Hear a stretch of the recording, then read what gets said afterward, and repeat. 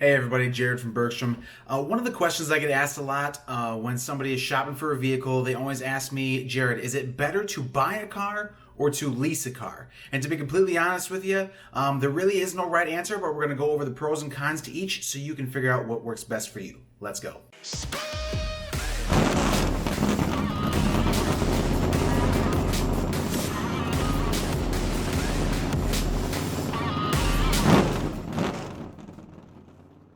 So buying versus leasing. A lot of times people aren't really sure what will work better or what would be necessarily a better deal. But I'd like to go through the pros and cons of each so that you can figure out which one works best for your unique situation. So first I want to go over the pros of leasing. First pro of leasing is going to be little to no money down. A lot of times you'll hear what's called a sign and drive.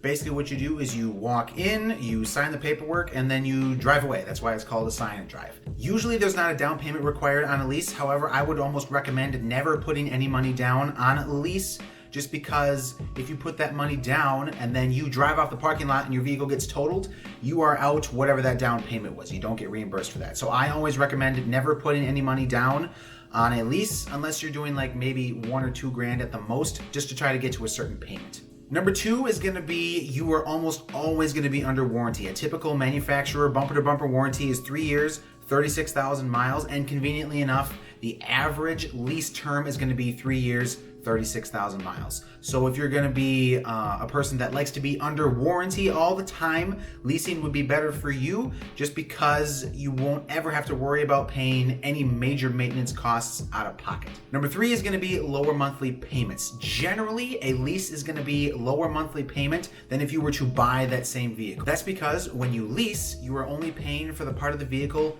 that you are using. So you're only covering that cost of depreciation instead of buying the whole vehicle. That's why it tends to be a little bit cheaper monthly payment. There's also no upfront sales tax. I don't know if you know that, but when you actually buy a lease, there's no, you don't have to pay sales tax on it. You pay, or right away, you pay sales tax on each incremental payment. So it's not like you're writing a big check for all the tax right up front. It's included in all of your monthly payments. And then the last one is going to be no depreciation concerns. So after a vehicle is so old, obviously vehicles depreciate. The cool thing about a lease is you're basically just covering that cost of depreciation. So when you're done with the vehicle, you can turn the vehicle back in and get something new. You don't have to worry about whether it depreciated more than another vehicle because you're just going to turn it in and get something new anyway. So now we're going to go over the cons of leasing. One big con to leasing is going to be excess mileage penalties. I know a lot of people who do significantly more driving. A lease will not work well for you just because by the time you're done with your lease, you'll have gone way over on your miles, and generally there's a penalty of about 25 cents per mile that you exceed over your limit. Another con to leasing is going to be excess wear and tear. So if your vehicle is slightly damaged on the outside, you got dings, scratches, anything like that. If the tires are worn more than expected, if the brakes are worn more than expected, you will get charged for that when you turn the vehicle back in.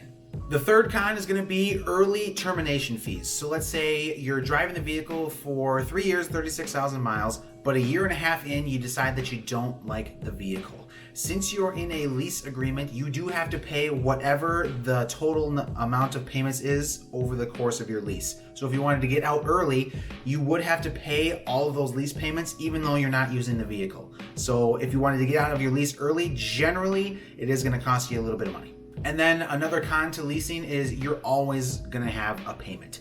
There is no point in time where you essentially own the vehicle. I know a lot of people don't like leasing because technically that is not the case. You don't own the vehicle. Your name is on the title, but you are not technically the owner of the vehicle, as you're just borrowing it from whatever manufacturer you lease it from, and you'll always have that monthly payment. So if you're the type of person that doesn't like monthly payments, leasing will not be for you. Next category I want to go over is the pros of buying a vehicle. So the number one pro of buying a vehicle is eventually you are going to own that vehicle. whether that be paying cash up front or if you're financing at the end of your finance term when you no longer make those monthly payments, you will eventually own the vehicle and it will be yours. Also, there are no mileage limits. So if you're the type of person that does a lot of driving, then buying would be definitely more advantageous than leasing, just because you won't have to worry about going over those excess mileage limits because there just simply are not any. You also have the ability to sell the vehicle at any time. So let's say you're financing your vehicle. You're financing the vehicle for 5 years, so a 60-month loan term.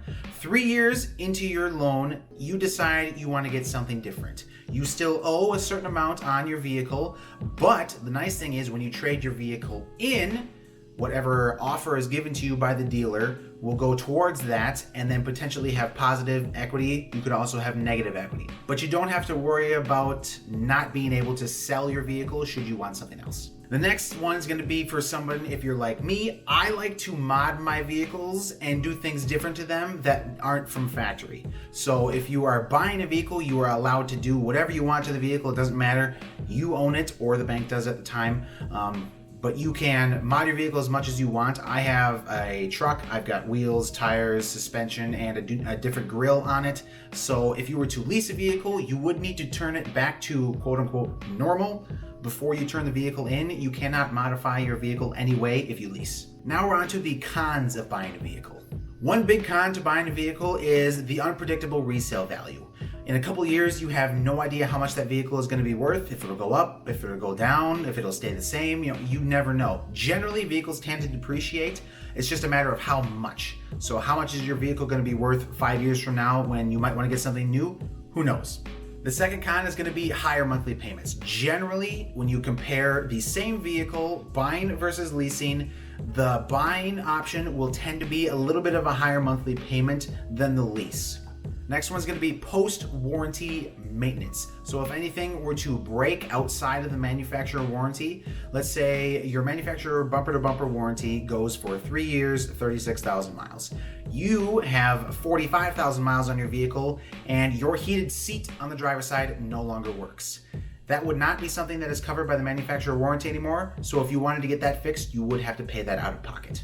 So the last con to buying a vehicle is going to be down payment. Generally, lenders like 20 to 30% down when you're buying a vehicle. That can be in the form of cash or a trade-in vehicle.